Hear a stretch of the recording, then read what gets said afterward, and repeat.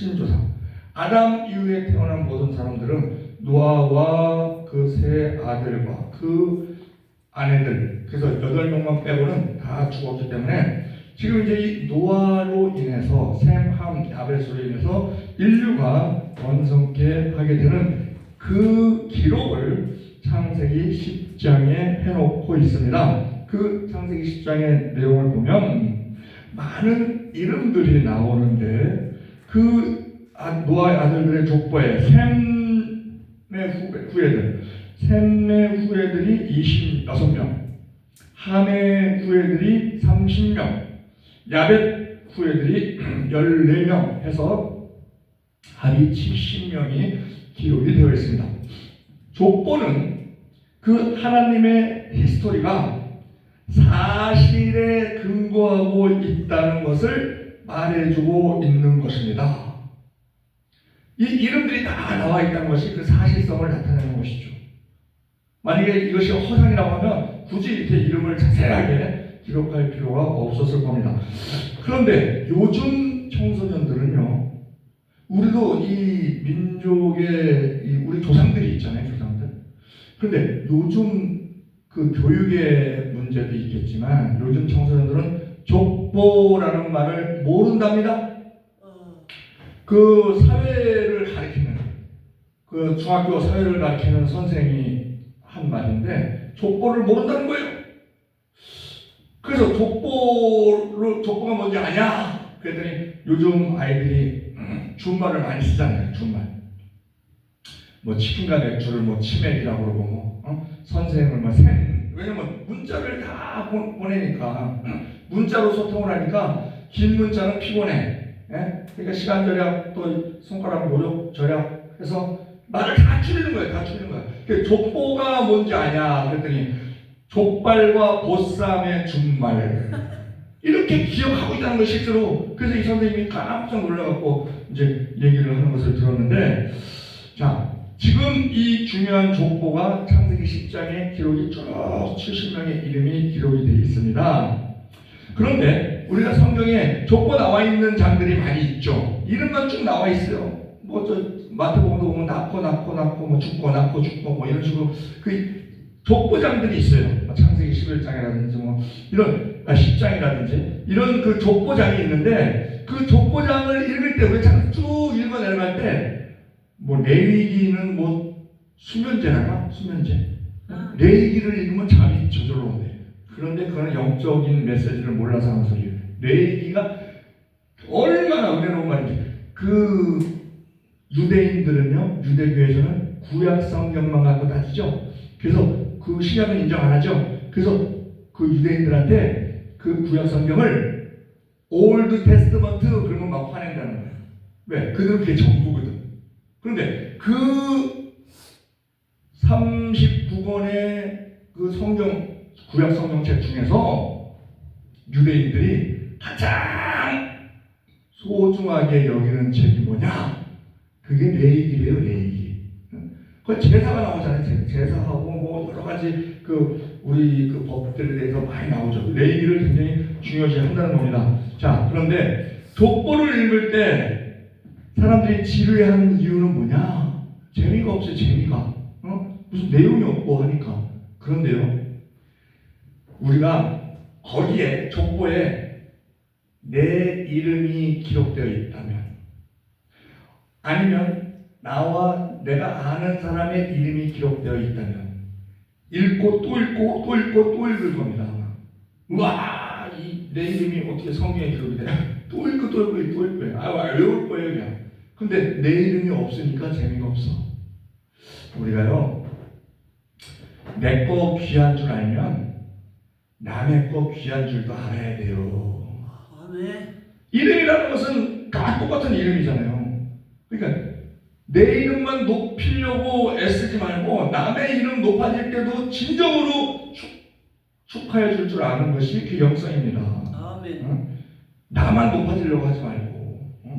그런데 더군다나 지금 이 창세기 10장에 성경에 기록되어 있는 이름은 족보는 우리 인류 조상에 대한 기록이기 때문에 이름들이기 때문에 굉장히 중요한 것이죠. 하나님이 기록해 놓으신 그런 이름이기 때문에 더군다나 샘, 자 여기서 우리가 야벳은 저 유럽 쪽으로 이제 뻗쳐나갑니다.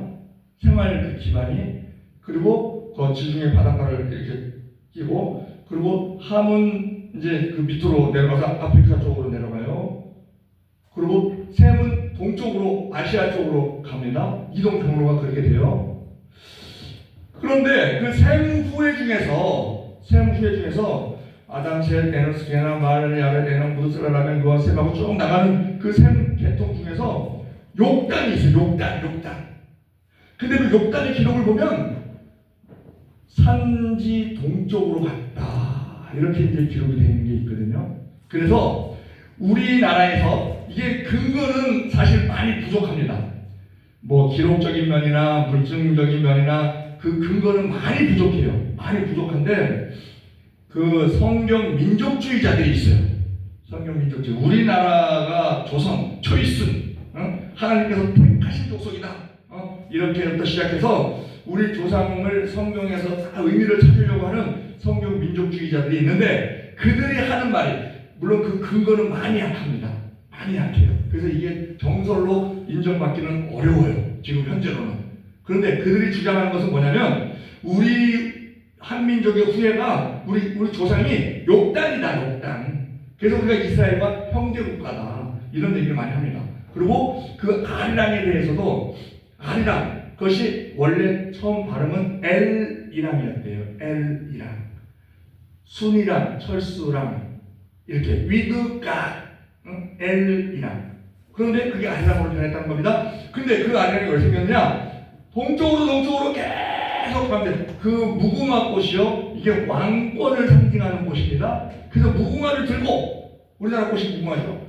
저 근동주마에 가면 그 왕궁 문설주에 무궁화가 새겨져 있어요. 샤론의 꽃이라고도 하죠.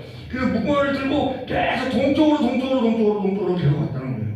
그러다 오다 보니까 산을 만났어. 히말라야 산을 만났어. 에베레스트를 만났어. 그 산을 넘어가려니까 막 춥고 힘들고 너무너무 힘든 거예요. 그러니까 막 한탄이 나오는 거야. 엘이랑, 우리는 하나님과 함께한다. 엘이랑 하고 나온 것이 아리랑이라는 겁니다.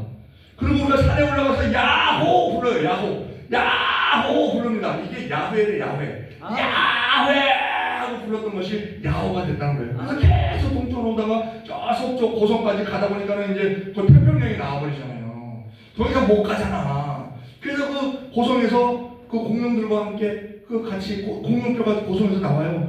거기서 같이 생활을 하고 뭐 이랬다라고 주장하는데, 이거는 근거적으로는 굉장히 약합니다. 약한데 이 거룩한 상상력을 동원한 말이라고 할 수 있죠. 어쨌든 그 욕단의 이름이 여기 나오잖아요. 그러니까 이게 귀중하다는 거예요. 우리가 이름에 대해서요, 우리의 자녀들, 우리 이름 우리 부모들이 붙여줬죠.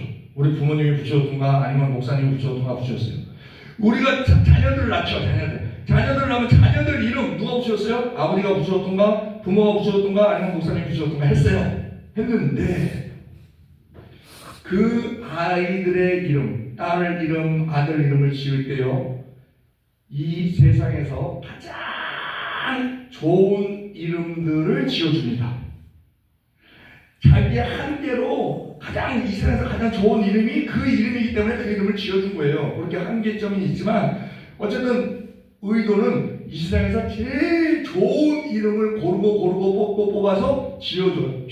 자녀들한테. 그러면 그 자녀들에게 이 세상에서 제일 좋은 이름을 지어줬으면 자녀들이 그 이름처럼 살라고, 그 이름처럼 되라고 교육시키고 기도하고 하는 것을 해야 되는데, 이름 붙여주는 것까지만 해. 이름 붙여주는 것까지만. 그러고서는 다 이루었다 하는 것도 아니고 그냥 거기에 대해서, 이름에 대해서 무관심하는 경우가 있어요. 이거를 우리가 뒤돌아봐야 한다 하는 것입니다. 이 70명의 가족들이 나오는데, 이 70이라는 숫자가 성경에는 그 숫자들이 의미가 있죠. 의미가 있어서 일부러 그 숫자를 맞추기 위해서 그 숫자를 기록한 게 있어요.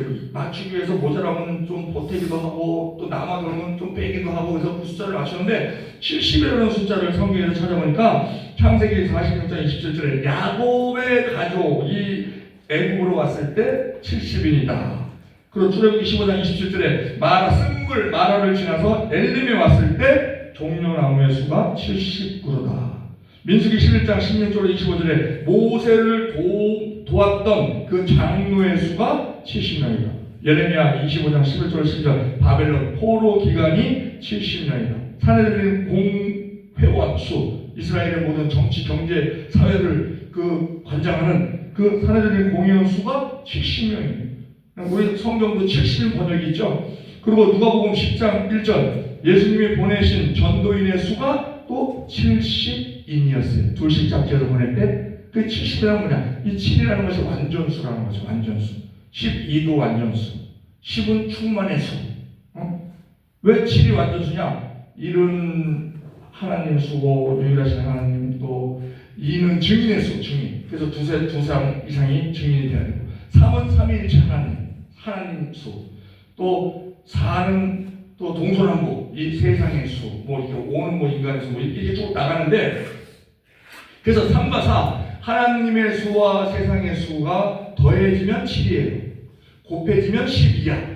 그래서 그것을 완전수다 이렇게 이제 표현하는데 거기에 충만수 10을 더해서 아주 충만할 때는 100도 더하고 곱하고 1000도 곱하고 그래서 13만 4천은 뭐예요? 12지파와 12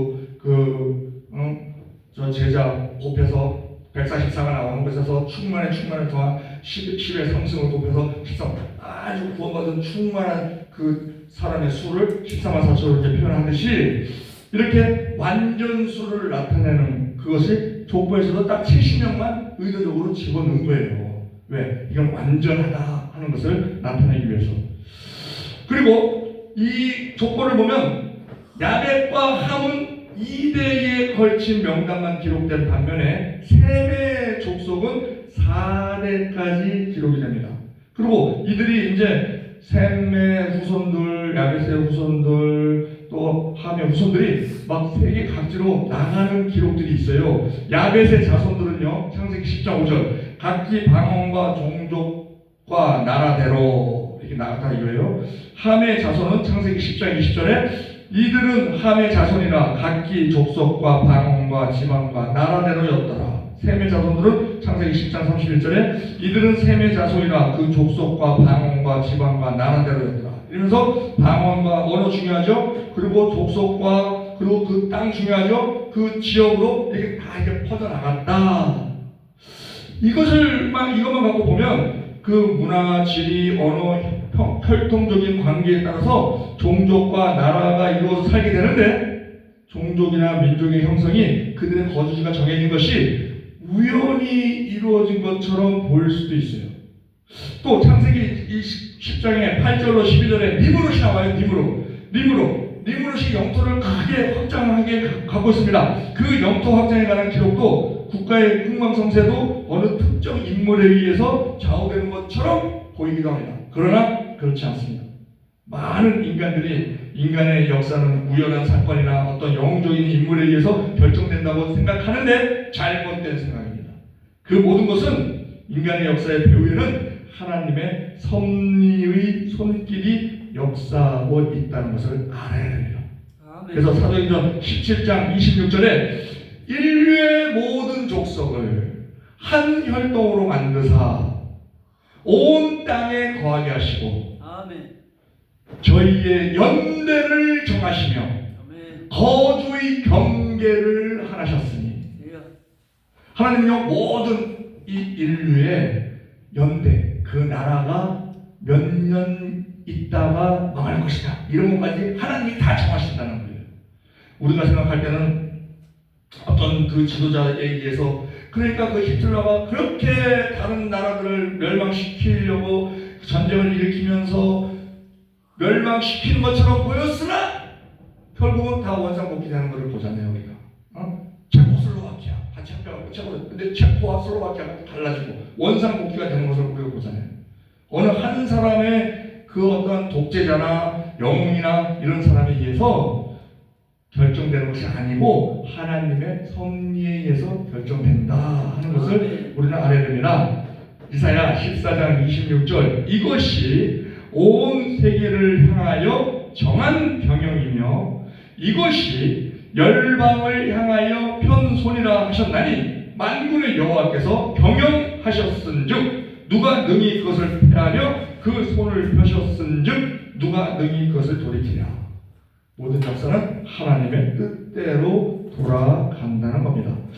여기서 우리가 또 특이한 것은요. 자, 함의 자손이요 노아에게 저주를 받습니다. 그 가나안의 후손들이 노예로 살 것이다, 종으로 살 것이다, 야벳의 종으로 살 것이다, 셈의 종으로 살 것이다 하고 저주를 받아요. 하나님은 그 기도를 그대로 이루십니다. 그런데 이 함의 후손, 저주받은 함의 후손, 이 조건을 보니까 창세기 10장 8절에 니무롯이 나와요. 니무롯. 그런데 이 니무롯의 뜻이 뭐냐면요, 반역자라는 뜻이에요. 반역자.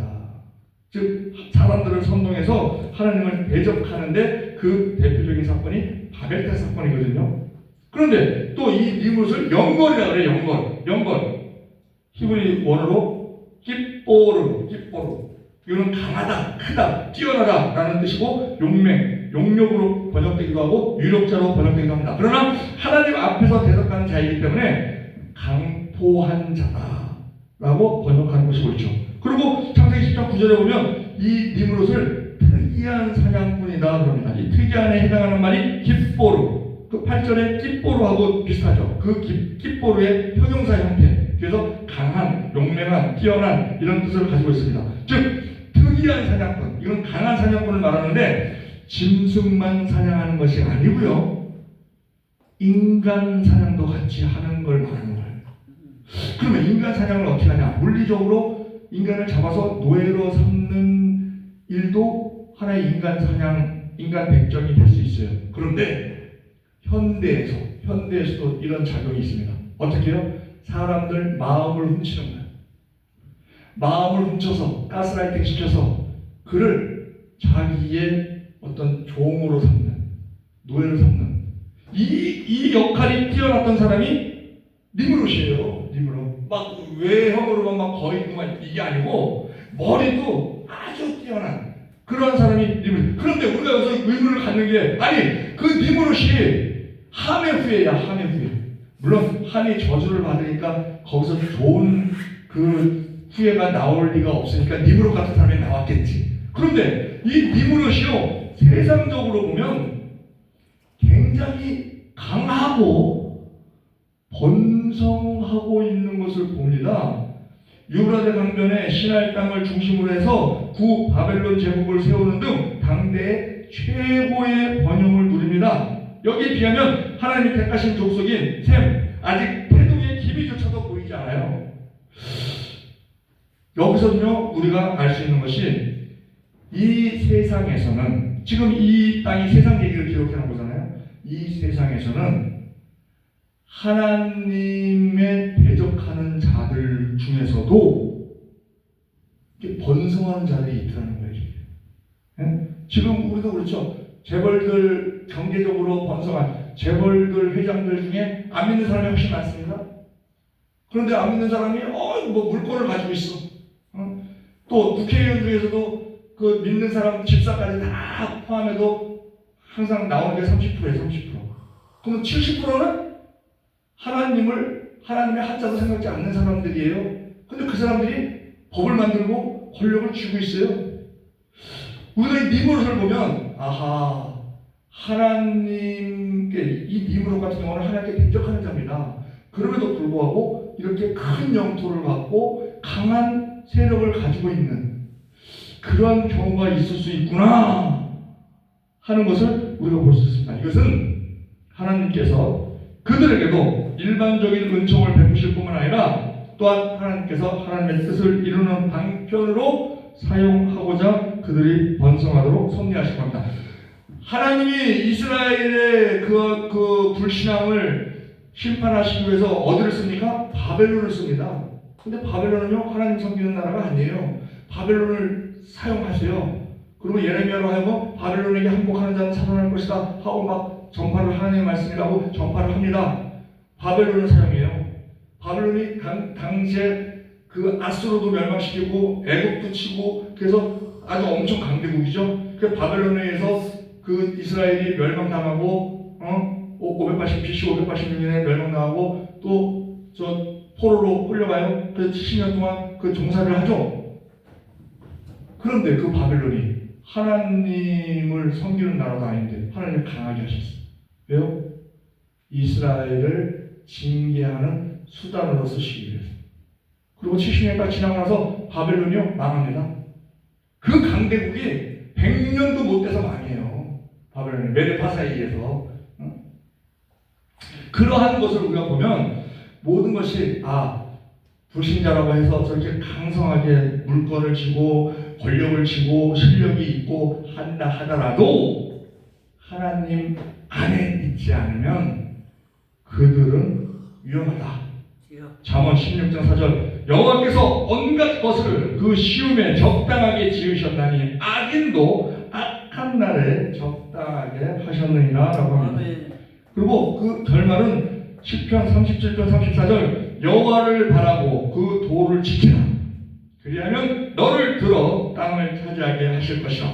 악인이 끊어질 때에 내가 목도하리로다. 만일 악인의 큰 세력을 본즉 그 본토에 선 푸른 나무의 무성함 같으나 사람이 지날 때에 저가 없어졌으니 내가 찾아도 발견치 못하리로다. 아주 번성해 보여도 망할 결과는 망하는 것이다. 그래서 데살로니가전서 5장 3절에도 저희가 평안하다 안전하다 할 그때에 잉태된 여자에게 해살의 고통이 이른것 같이 멸망이 호련히 저희에게 이르니 결단코 피하지 못하리라. 또한 이 님으로 사람을 해치고 잡아매고 또 그들의 마음을 훔쳐서 그들을 선동해서 바벨탑을 짓게 하고 하는 이 니므롯이 구약성경은 그림자잖아요. 그림자. 이 니므롯이 오늘날 이 하나님을 대적하는 니므롯이 오늘날 적그리스도나 마귀의 예표로 보일 수 있습니다. 그러면 이 니므롯은 많은 사람을 종으로 삼는다는 거예요. 많은 사람을 사냥하는 아주 특이한 사냥꾼이라는 거예요. 그것을 우리가 마귀나 적그리스도의 정체를 우리가 바로 알고 거기에 당하지 않도록. 당하지 않는 것은 우리가 우리의 힘으로서는 100점 100패할 수밖에 없죠. 그래서 우리는 하나님께서는 그걸 잘 아시기 때문에 우리에게 선물을 주셨어요.